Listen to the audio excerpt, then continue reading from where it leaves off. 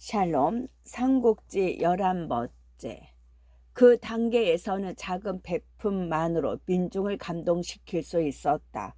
하지만 일단 권력 추구의 집단으로 변질하면서 그 원리도 베품에서 다스림으로 바뀌자 사정은 변했다. 다스림이란 말에 포함된 요구에 비례해 그들을 따라가는 민중의 요구도 커지기 때문이다. 그렇게 되면 이제 민중을 자기 편으로 잡아두는 길은 결국 물욕과 권력을 이용해 달래거나 공포로 묶어두는 따위 세속적인 길밖에 남지 않는다. 이른바 신정국가가 보편적으로 걷게 되는 길로 몰락의 징후이기도 하다. 왜냐하면 내부의 달램이나 위협에 익숙해지는 만큼 외부로부터 오는 유혹에 익숙해지기 때문이다. 이렇게 명료한 의식으로 본 것은 아니지만 어쨌든 유비는 급속히 정치 집단으로 변질된 황건적에게도 그런 약점이 있음을 알아차렸음에 틀림이 없다. 그리하여 장보의 무리가 이제는 더 이상 항복보다는 죽음을 택하는 광신적인 종교 집단이 아니라 궁지에 몰린 군사 집단에 불과하다는 판단에서 이익으로 달래고 죽음으로 위협하는 것이 보기 좋게 들어맞아준 셈이었다. 주주는 장보의 목을 얻고 양성을 우려뺀 여세를 몰아 인근 여러 고을의 황건적을 속탕한 뒤 황제에게는 표를 올려 승리를 알렸다. 하지만 장각 삼형제가 죽었다고 해서 황건의 나안이 그대로 끝난 것은 아니었다. 그 중에서도 장각의 막하에 있다가 요행 관군의 도벌을 면한 조홍, 한층, 손중 세 사람이 특히 세력이 강했는데 그들은 무리 수만을 모아 오히려 죽은 장각의 원수를 갚겠다고 떠들어대며 완성 일대를 어지럽히고 있었다. 조정은 주준의 승전에 치하를 내릴 겨를도 없이 그들 황건 잔당의 소탕을 명했다. 이에 주준은 그 명을 받들어 다시 군사를 그들이 근거하고 있는 완성으로 돌렸다. 좋다. 먼저 지공 장군의 원수부터 갚자. 조흥, 한층, 손중 새 우두머리는 장보를 죽인 주준의 군대가 진격해 온다는 소리를 듣자 그렇게 의논을 맞추고 한층을 보내 대적하게 했다. 먼저 완성의 서남쪽으로 지쳐온 것은 유현덕과 관장 두 아우가 이끄는 선봉군이었다. 이를 본 한층이 무리 가운데서 가장 날래고 젊은 자들만 뽑아 이끌고 마주 나왔다. 그러나 미처 싸움이 어우러지기도 전에 동북쪽에서 함성이 일며 또 한때의 관군이 완성을 취하려 들었다. 주준 스스로가 이끄는 이천의 절기였다. 그걸 본 한층은 크게 놀랐다. 힘이 될 만한 군사들은 자신이 다 끌고 나오다시피 하였을 뿐만 아니라 완성의 북동쪽이 제일 허술했기 때문이었다. 자칫 하다가는 의지할 성마저 잃게 될 판이었다. 다급해진 한층은 눈앞에 있는 유현덕의 군사를 제쳐놓고 성의 동북쪽을 구하려고 말머리를 돌렸다. 유현덕이 그런 한층을 곱게 돌려보낼 리 없었다. 군사를 몰아 그 뒤를 따르며 엄살하니 적은 동북쪽에 이르지도 못하고 대패하여 성 안으로 쫓겨 들어갔다. 뒤따라온 주조는 군사를 나누어 성을 사면에서 에워싸게 하고 성 안으로 일체의 양곡을 들이지 못하게 했다. 완성은 황건 잔당이 얻은 지 얼마 되지 않은 곳이라 군량이 비축되어 있을 리 없었다. 거기다가 뒤따라와 구해줄 줄 알았던 조흥과 손중마저 소식이 없자 한층은 사람을 보내 항복을 애걸해왔다. 그러나 주주는 도적들의 항복을 받아들여 하지 않았다. 보다 못해 유현덕이 주준에게 물었다. 옛날 우리 고조께서 전하를 얻으신 것은 적이라도 항복하는 자는 모두 거두어 쓰신 까닭이라 생각됩니다. 그런데 어찌 장군께서는 한층의 항복을 받아들이지 않으십니까? 그때는 그때고 지금은 지금이요. 진에서 항우에 이르는 때는 전하에 큰 난리가 있어 백성들에겐 정한 주인이 없었소이다. 이 항복을 받아들이고 오는 것을 권하여 내 백성으로 삼고 힘을 길렀던 것이요. 그러나 지금은 해내가 하나로 황은에 의지하고 있는데 오직 황건적들만이 모반을 일으켰소. 만약 이 항복을 용납한다면 어떻게 옳고 착한 일을 권장할 수 있겠소. 저희가 유리하면 마음대로 겁탈과 노략질을 일삼다가도 언제든 형세가 불리해지면 항복하여 목숨을 보전하여 들지 않겠소. 이 항복을 받아들여 주는 것은 도적들의 나쁜 마음을 길러줄 뿐이니 결코 양책이 못되오. 주주는 냉엄하게 대답했다. 유현덕이 좋은 낯으로 다시 한번 권했다. 사방에서 철통같이 에워싸고 있으면서 적의 항복을 용납하지 않으시면 적은 자연 죽기로 싸울 것입니다. 10,000만 한마음이 되어 싸워도 당하기 어려운데 성 안에서 가만히 있다가는 죽게 될 수많은 목숨들이 마음을 합쳐 대항해 오며 어떻게 당하시겠습니까? 굳이 항복을 용납하실 수 없다면 성의 동남을 비우고 서북만을 공격하는 것이 좋겠습니다. 그렇게 되면 적은 반드시 성을 버리고 달아날 뿐만 아니라 구태여 싸우려 들지 않을 것이니 오히려 사로잡기 쉬울 것입니다. 그러자 주준도 그 말을 옳게 여겨 현덕의 계책을 따랐다. 동쪽 남쪽 두 곳의 군마를 빼낸 뒤 서쪽과 북쪽에서만 치열한 공격을 퍼붓게 한 것이었다. 오래전에 과연 한층은 졸개들과 함께 성을 버리고 빈 동남쪽으로 달아나기 시작했다. 주준과 유현덕은 군사를 몰아 그들을 쫓았다. 미리 예측된 도주라 베이고 사로잡히는 자가 대반이었다. 한층도 끝내 무사하지 못했다. 이리 뛰고 저리 뛰는 졸개들을 짓밟으며 황망히 길을 앗아 달아나는데 어디선가 날아간 화살이 등줄기에 박혔다. 한층은 한마디 구슬픈 비명과 함께 말 위에서 떨어지고 대장이 죽는 걸 본 적은 한층도 어찌할 바를 모르며 사방으로 흩어졌다. 관군은 더욱 기세를 올려 빗질하듯 그런 적도를 쓸어갔다. 그런데 그로부터 오래 지나서였다. 갑자기 요란한 함성과 함께 두 갈래의 대군이 관군을 밀어왔다. 이미 죽은 한층의 패거리인 조흥과 손중이 뒤늦게야 구원을 나온 길이었다. 예측하지 못했던 적도들의 역습인데다 그 수 또한 적지 않아서 관군의 기세는 자연 꺾이지 않을 수 없었다.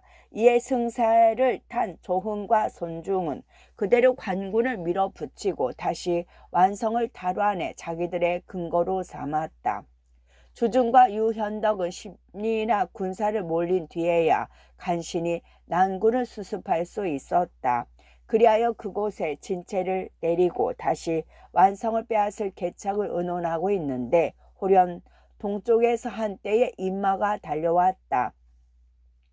혹시 황건의 잔당들이 추격해 온 것이 아닌가 싶어 바라보니 한 청년 장수가 앞장서 말을 달려오는데 얼굴이 넓고 희며 호랑이 허리에 곰의 어깨였다.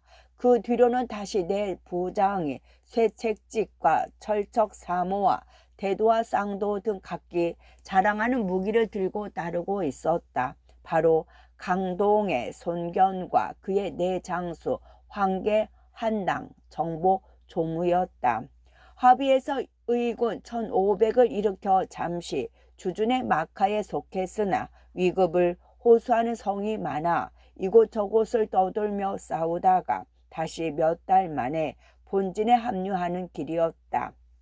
이제 손문대가 돌아왔으니 두려울 게 무엇이랴. 주준은 몸소 군막을 나가 손견을 맞으며 기뻐 어쩔 줄 몰랐다. 그리고 간단한 굴레가 끝나기 무섭게 유비에게 손견을 소개했다. 자, 서로 이름이나 통하도록 하게. 전일에 내가 말한 적 있는 오군의 손견일세. 탁군 유비를 하옵니다. 유비는 공손히 손을 모으며 다시 한번 손견을 뜯어보았다.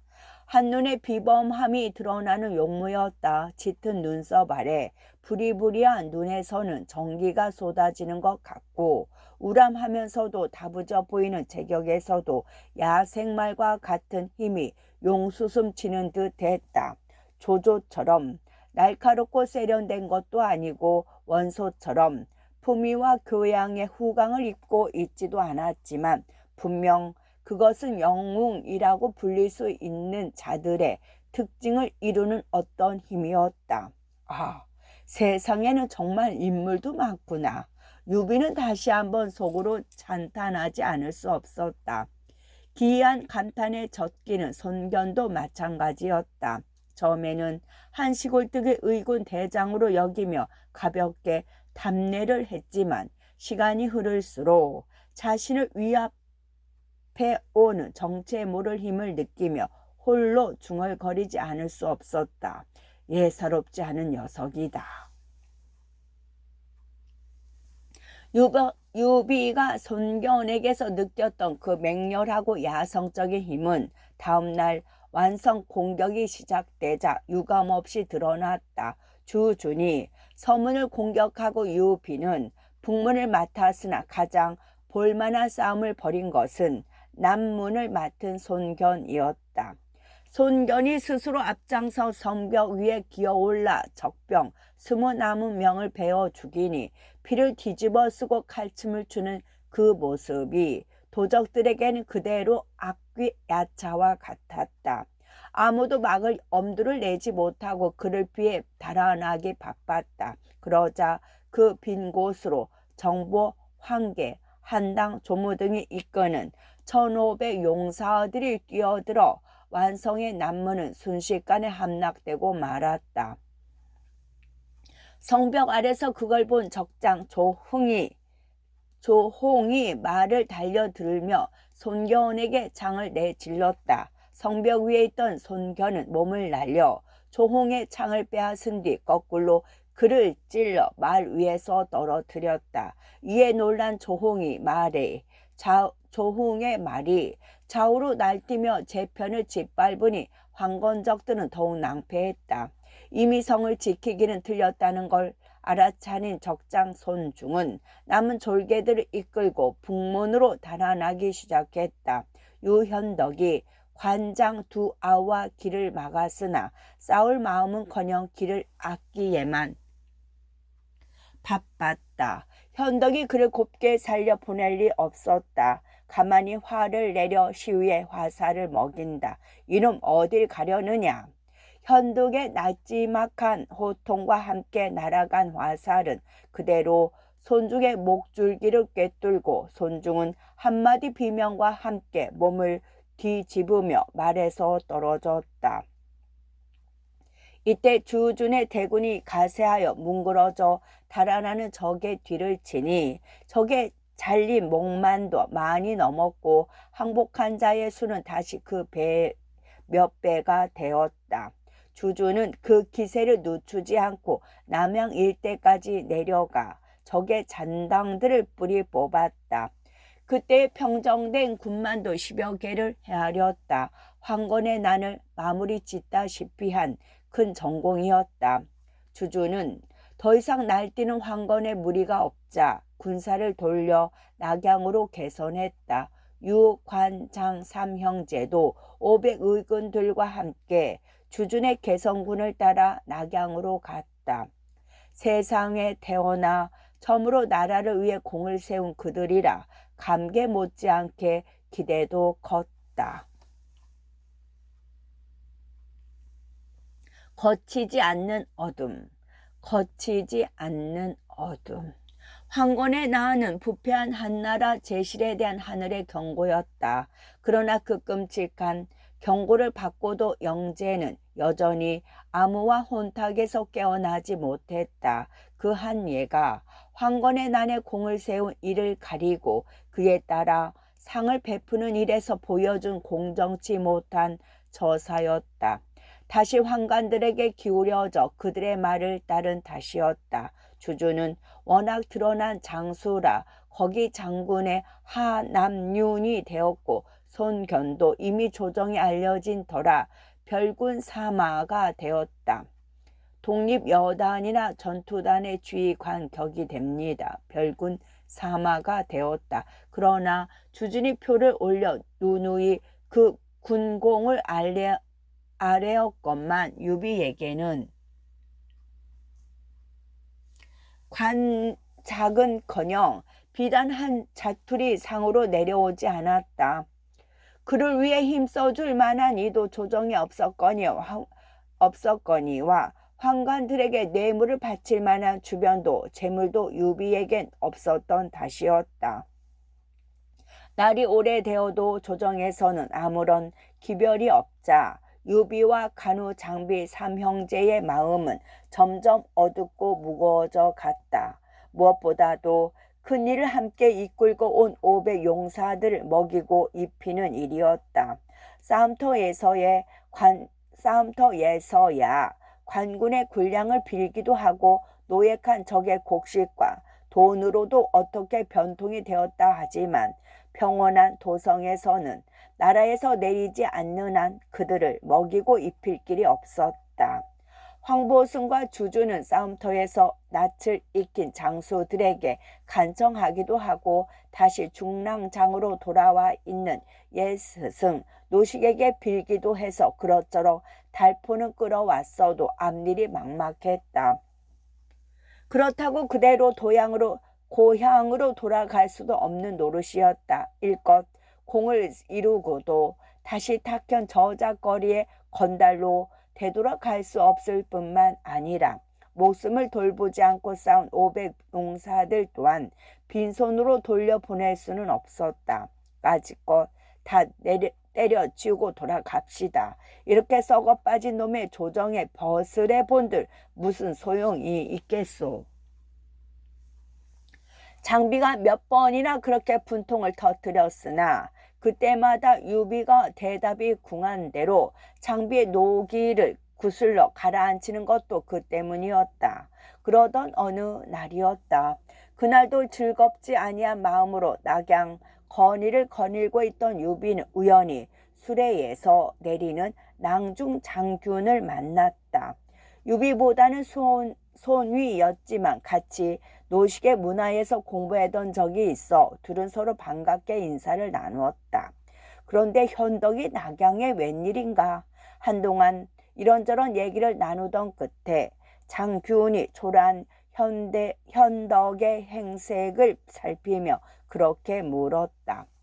작은 공으로 나라의 보답을 구하는 것은 군자의 도리가 아닌 줄 알지만 딸린 수하들의 간절한 바람을 외면치 못해 이렇듯 기다리고 있습니다. 유비는 그렇게 대답하며 그간에 있었던 일을 도와지도 빼지도 않고 장균에게 상세히 일러주었다. 듣고 난 장균은 몹시 놀라는 눈치였다. 현덕은 말을 함부로 하지 않는 사람이니 그렇다면 자네들이야 공이야말로 군공의 으뜸이 되지 않겠는가. 그런데도 낭중인 나조차 자네의 이름을 듣지 못했으니 참으로 기막힌 노릇일세. 또 십상시 놈들이 장난을 친 것임에 틀림없네. 자네의 공을 불어 숨기고 누군가 뇌물을 바친 작자에게 자네에게 내릴 벼슬과 상급을 빼돌려 버린 것일세. 그러더니 결연한 목소리로 덧붙였다. 염려 말고 돌아가 있게. 내 불원관 폐하께 직접 아뢰어 뒤틀린 것을 바로 잡아보도록 하겠네. 유비에게는 천금의 돈보다 더 큰 위로였다.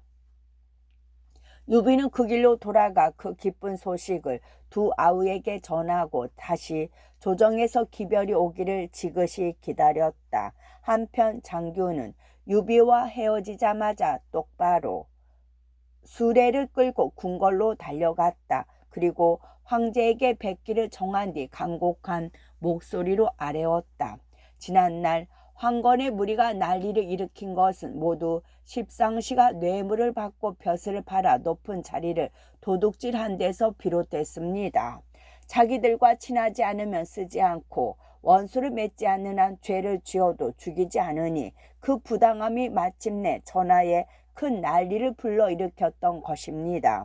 그런데도 저 십상리의 무리는 조금도 회개함이 없이 다시 사람의 장막으로 폐하를 둘러싸 성총을 가로막고 있사옵니다. 공이 있는 자라도 뇌물이 없이는 그 공을 폐하께 알릴 길이 없고 오히려 하찮은 공을 세운 자가 뇌물을 바쳐 큰 벼슬을 얻으니 실로 사직을 위해 근심이 아닐 수 없습니다. 이제 폐하께서는 마땅히 저 간악한 십상시의 목을 베시어 남교에 높이 매다시고 천하의 두루 포고를 내시어 공이 있는 이를 무겁게 상 주신다면 사회가 절로 맑고 조용해질 것입니다. 그러나 장군의 그같이 곱고 바른 말은 영제를 감동시키기에 앞서 십상시의 귀에 먼저 들어갔다. 일제히 달려나와 오히려 장군을 잠소했다. 낭중 장군이야말로 간사한 말로 그 주인을 속이는 자이옵니다. 폐하, 부디 헤아려 들으시어 거짓을 참으로 여기지 마소서. 원래가 바른 말은 귀에 거슬리는 법이다. 거기다가 흠뻑 정을 쏟고 있는 십상시가 일제히 내다라 그렇게 말하니 영제는 대뜸 영을 내려 무사들로 하여금 장군을 끌어내게 하였다. 간신히 장군을 끌어내어 당장의 화는 면했지만 각기 한 짓이 있는 터라 십상시들도 마음이 편치 못했다. 저희들끼리 가만히 모여 의논을 맞추었다. 이번 일이 생긴 것은 반드시 황건의 난리에 공을 세우고도 벼슬을 얻지 못한 자들이 있어 그 원망에서 비롯되었을 것이다. 그대로 두면 또 다른 장군이 나타날 터이니 지금부터 그런 자를 찾아 늦지 않게 적당한 벼슬을 주어 보내세. 그리고 새삼 농공 행상을 추가해 불평이 있음직한 이들에게 작은 벼슬을 내리게 했다. 덕분에 유비에게는 중산부 안휘연의 현위 자리가 돌아왔다. 우리가 겨우 현위 자리나 하나 얻어 걸리자고 반년씩이나 목숨을 걸고 싸웠단 말이오. 또 나와 관우 형은 잡는다 쳐도 함께 고초를 무릅쓰고 싸워온 저 500 용사들은 어떻게 하시겠소. 내 말대로 때려치우고 돌아갑시다. 차라리 어디 목 좋은 곳에 산채나 여는 게 100배 낫겠소. 장비가 다시 그렇게 펄펄 뛰었으나 유비는 말없이 그 벼슬을 받았다. 현위쯤은 예전에도 마음만 먹었으면 따낼 수 있었던 자리여서 서운한 느낌이 없는 것은 아니었다. 그러나 더 이상은 뒷골목 유협 세계의 어둠에 묻혀 세월을 낭비할 수는 없다는 생각으로 낮은 대로 밝고 떳떳한 관리로서의 길을 받아들인 것이었다. 유비는 몇 군데 지인에게 변통한 노자를 약간씩 나누어 주고 뒷날을 기약한 뒤 닭군에서 데려온 의군들을 돌려보냈다. 그리고 기어이 떠나지 않으려는 20 남은 명의 장정과 관우, 장비 2아우만 거느린 채 임지인 안의현으로 향했다. 안휘는 증산부의 작은 골에 지나지 않았으나 부임한 유비는 열성을 다해 정사에 임하였다.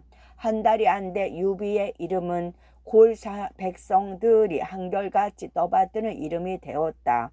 터럭만큼도 백성들의 이익을 해하는 일이 없고 오히려 부역과 세금을 줄이는 데만 힘을 쏟으니 오랫동안 탐관 오리에 시달려온 백성들에게는 그런 유비가 고맙지 않을 수 없었다.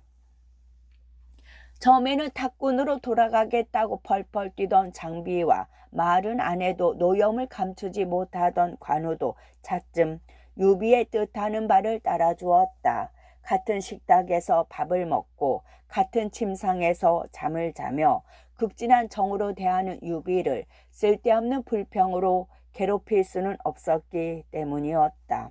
오히려 전보다 더욱 유비를 공경하여 형으로라기보다는 주인으로 모셨으니 비록 그가 여러 사람과 함께 앉아 있을 때라도 관우와 장비는 그 등 뒤에 호위하여 서 있기를 마다 않았는데 온종일이 되어도 게으름 빛이 전혀 없었다. 그런데 유비가 안의현에 부임한 지 넉 달도 채 차지 않을 때였다. 갑작스레 괴이한 조정의 조서가 내려왔다.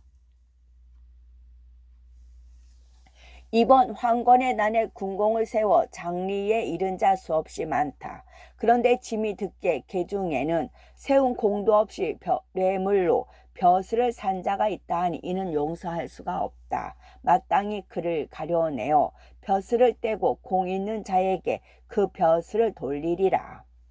유비로서는 얼른 이해가 안 되는 내용이었다. 오히려 피해자에 가까운 자신에게 그런 조서가 내린 때문이었다. 그리하여 의아로운 마음으로 기다리고 있는데 난데없는 도구의 행차가 안의현에 이르렀다.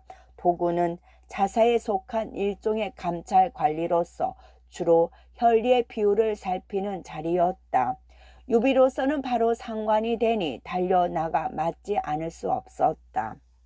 사람이 못날수록 쥐꼬리만한 권력만 잡으면 턱없이 우쭐대는 법이다. 그 도구의 사람됨이 바로 그러해서 눈앞에 사람이 없었다. 유비가 성 밖까지 나가 맞아들이며 극진히 예를 올렸건만 도구는 말 위에 앉은 채 오직 말채찍을 들어 담내를 대신할 뿐이었다.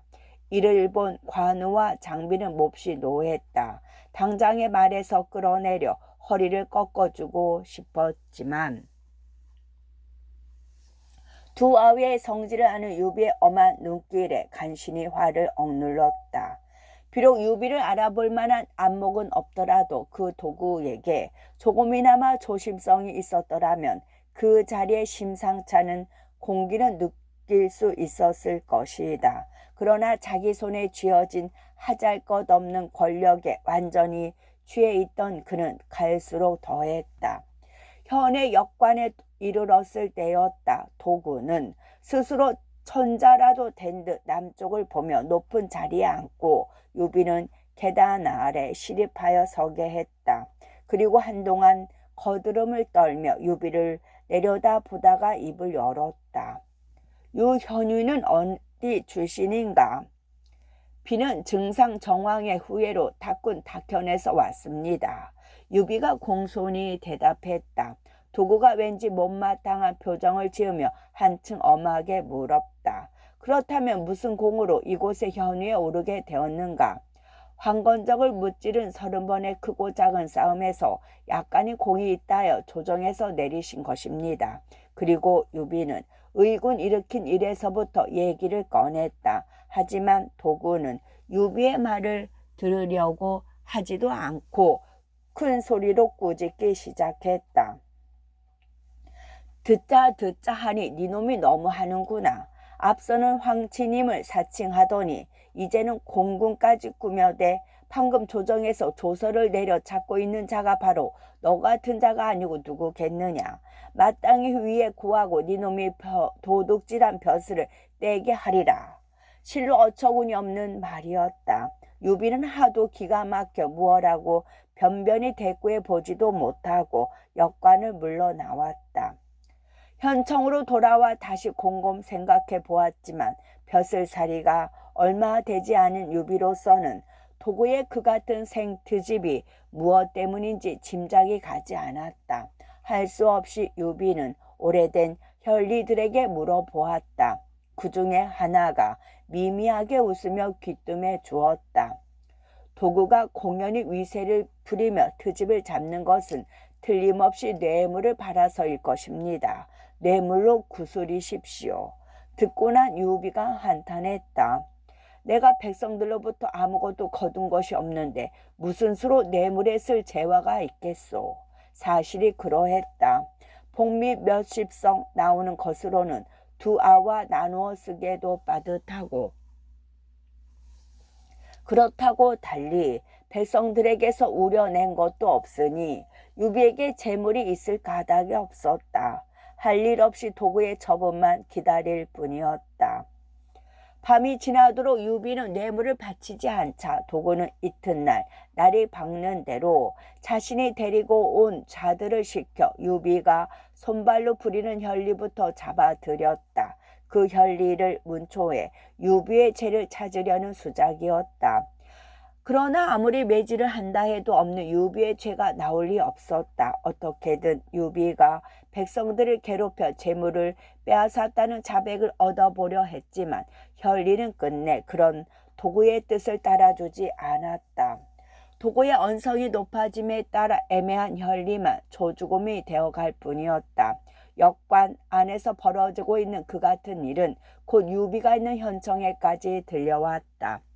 그림자처럼 유비를 시립하고 있던 장비가 먼저 호랑이 수염을 빳빳이 곤두세우며 소리쳤다. 도구, 제 놈이 어찌 이럴 수가 있소. 내 그놈의 골통을 부숴놓고 와야겠소. 관우도 익은 대추빛 같은 얼굴이 더욱 불그레해지고 장비의 하는 양을 조금도 말리려 들지 않았다. 그러나 현덕은 여전히 엄한 목소리로 그런 장비를 꾸짖었다. 도구가 비록 자사의 속관에 지나지 않는다 하나 크게 보면 그 또한 성상의 명을 받드는 신하다. 그를 죽이고 네가 살아남기를 어찌 바라느냐. 모두 이 형에게 맡기고 너는 물러가 있거라.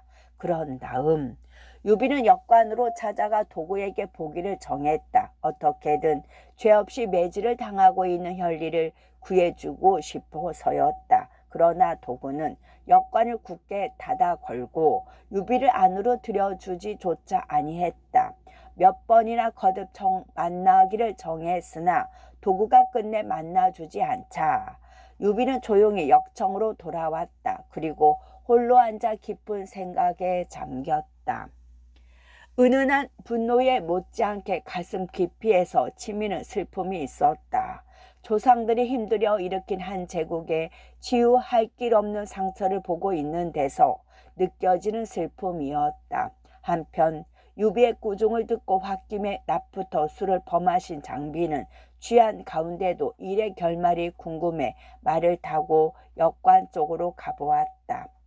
난데없이 역관 앞에선 50-60명의 늙은이들이 모여 슬피 울고 있었다. 이상히 여긴 장비가 그 까닭을 묻자 늙은이 하나가 나서서 울먹이며 대답했다. 도구 나리께서 혈리를 핍박하여 우리 유공을 해하고자 한다기에 우리가 골 백성들을 대표하여 등장을 온 것입니다. 그러나 도구 나리는 역관문을 닫아 걸고 우리를 들이지도 않으니 애석하고 분해서 이렇게 울고 있습니다. 백성들이라고 눈과 귀가 없을 리 없었다. 드러내놓고 말은 안 해도 도구를 원망하는 기색들이 완연했다. 골 늙은이들로부터 그 같은 말을 듣자 억지로 참고 있던 장비의 분통이 일시에 더졌다. 대뜸 골이 눈을 부릅뜨고 이를 부드득 갈며 말 위에서 뛰어내렸다. 굳게 잠겨있던 역관의 문은 장비의 바위덩어리 같은 한 주먹에 박살이 났다. 문 안에서 지키고 있던 도구를 따라온 아래 것들이 어찌 막아보려 했으나 될 수 있는 일이 아니었다. 몇 명 잡히는 대로 마당에 태지를 치니 나머지는 말 그대로 얼이 빠지고 넋이 흩어진 듯하여 도망치기에 바빴다. 앞을 가로막는 것이 없어지자 장비는 똑바로 후당으로 뛰어들었다. 도구가 마루 높이 앉아 형틀에 매달린 혈리에게 거짓죄를 씌우고 있는 중이었다. 어떤 놈이냐? 누가 감히 나라의 기강을 바로잡는 일에 회방을 놓으려 드느냐. 도구는 노기가 뻗을 대로 뻗어 호랑이 수염을 고슴도치 털처럼 빳빳이 세우고 달려드는 장비를 보고 낯이 헬쑥해졌으나 그래도 아직 주위에 여남은 명남은 종자들을 믿는 것인지 제법 호통으로 나왔다. 장비는 더욱 노기가 치솟았다. 백성을 해치는 이 도두가 나를 알아보지 못하겠느냐? 한마디 큰 소리로 끄짖고는 다짜고짜로 도구에게 덮쳐갔다. 주위에 남아있던 도구의 졸개들이 분분히 창칼을 뽑아들고 막아섰지만 대문께에서와 마찬가지로 어림없는 일이었다. 뜨거운 차 한 잔을 마실 시간이 지나기도 전에 저마다 대가리가 터지고 콧등이 깨어진 채 후당 좁은 뜰에 줄비하게 들어눕는 신세가 되고 말았다. 그 꼴을 본 도구가 놀라 달아나려고 했으나 때는 이미 늦었다. 장비에 소뚜껑 같은 손이 도구가 쓴 관을 날리고 요 새꼬리 같은 5손가락이 도구의 머리채를 우악스레 감아쥐었다. 장군, 장군 살려주시오. 그제서야 도구는 새파랗게 질린 얼굴로 바들바들 떨며 용서를 빌었지만 소용이 없었다. 장비는 한마디 대답도 없이 도구의 머리채를 당겨 마루에서 끌어내린 뒤 그대로 역관을 나와 현청 앞까지 끌고 왔다.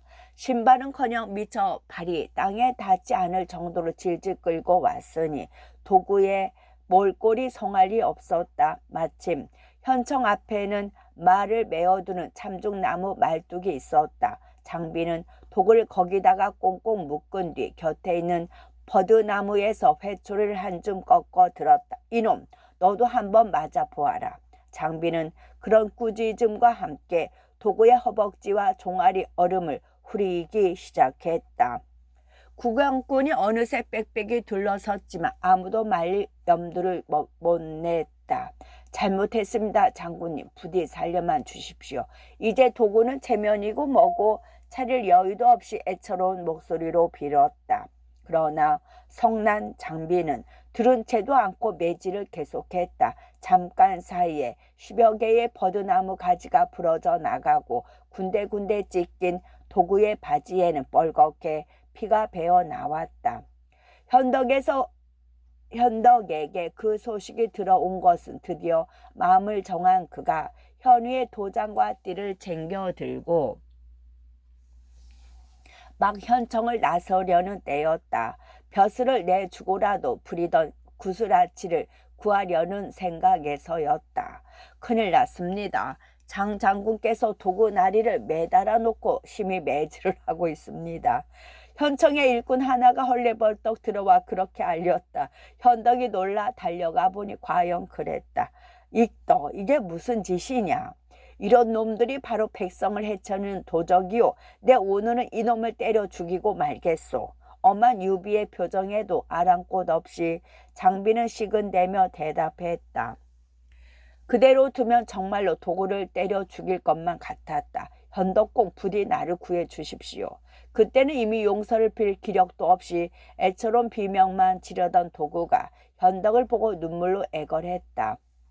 그 꼴이 위세를 부리던 때보다 한층 밉살스러웠지만 현덕은 원래가 너그럽고 정이 많은 사람이었다. 급히 장비를 꾸짖어 매질을 멈추게 했다. 이때 진직 소식을 듣고도 모른 채 하던 관우가 뒤늦게야 나타나 현덕에게 말했다. 형님께서는 이번 황건의 난에 큰 공을 수없이 세우셨으나 돌아온 것은 겨우 현이라는 미관 말직에 부진하지 않았습니다. 그나마도 이 도구 같은 못된 무리가 있어 이처럼 욕을 당하시니 참으로 기막힌 노릇입니다. 원래 가시덤불에는 봉황이 깃들이지 아니하는 법입니다.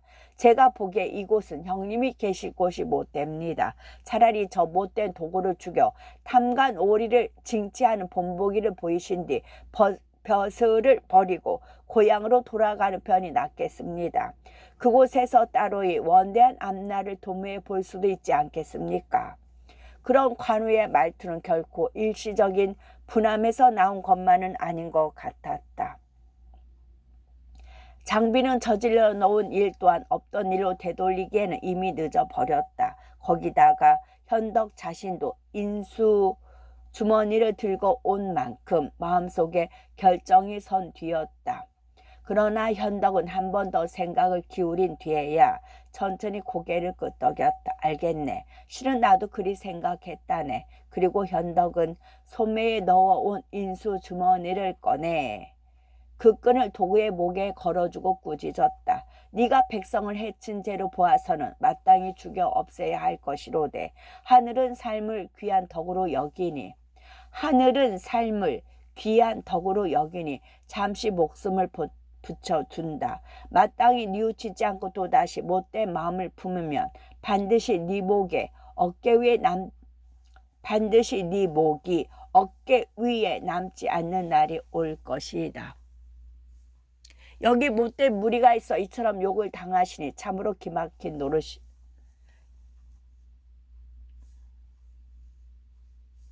여기 나라에서 내려주신 현위의 인수가 있으니 이만 가지고 돌아가거라. 고맙습니다. 유고 이 은혜 결코 잊지 않겠습니다. 관우까지 엄하게 나서는 바람에 꼼짝없이 죽는 줄로만 알았던 도구는 유비가 그렇게 말하자 기뻐 어쩔 줄 몰랐다. 매맞은 아픔도 있고 수없이 현덕에게 감사한 뒤 데려온 종자들과 함께 엉금엉금 기드 돌아갔다. 하지만 워낙 태어나기를 소인으로 태어난 도구였다. 제 잘못을 뉘우치기는커녕 차사에게 돌아가기 무섭게 현덕 삼형제의 죄를 10배나 부풀려 일러 바쳤다. 차사 또한 보잘것없는 위인이었다. 아래 것들의 말만 믿고 발현이 노하여 유관창 삼형제를 잡아들이란 영을 내렸다. 곧 고을마다 통문이 돌고 탁군으로 가는 길목에는 현덕 삼형제를 잡으려는 군사들이 깔렸다. 그러나 미리 일이 그리 될 줄 짐작한 삼형제는 탁군으로 돌아가지 않고 똑바로 대주태수 유회를 찾아 몸을 의탁했다. 유회는 현덕과 마찬가지로 한나라 종실이었다. 전부터 현덕의 이름을 들어 알고 있었으나 만나보니 그 부드러우면서도 씩씩한 기상이 한층 마음에 들었다. 이에 그들 세 사람을 찾는 정주태수의 통문이 있음에도 개의치 않고 삼형제를 받아들여 숨겨주었다. 유관장 삼형제는 나라의 큰 공을 이루고서도 오히려 죄인으로 쫓기게 된 것과 같은 일은 낙양의 조정에서도 벌어지고 있었다. 황건의 난이 가라앉음과 함께 다시 기세를 얻기 시작한 십상시가 바로 그 주동이었다. 내시들은 난리가 한창일 때는 숨소리조차 제대로 내지 못하고 장군들과 대신들의 눈치만 살폈다. 그러나 난리가 끝나고 그 평정을 위해 나누어져 나갔던 병권들이 다시 근문 안으로 돌아오자 그들도 되살아나기 시작했다. 간사한 말과 속임수로 늙은 영재의 마음을 흘려 이전의 세도를 되찾으려 들었다. 몇 달 전 유비를 위해 바른 말을 하다 끌려나간 낭중 장군이 그런 내시들의 첫 희생자였다. 그렇지만 그들은 그 정도로 그치지 않았다. 이제부터 우리를 따르지 않는 자는 모두 죽여버리세. 자기들이 이전의 권세를 온전히 되찾았다 싶자 십상시들은 그렇게 의논을 맞추고 먼저 칼끝을 황건난의 공을 세운 장수들에게 돌렸다. 그들에게 뇌물을 요구하여 만약 들어주지 않으면 자기들을 따를 의사가 없는 것으로 보아 내쫓거나 죽인다는 계책이었다. 끝.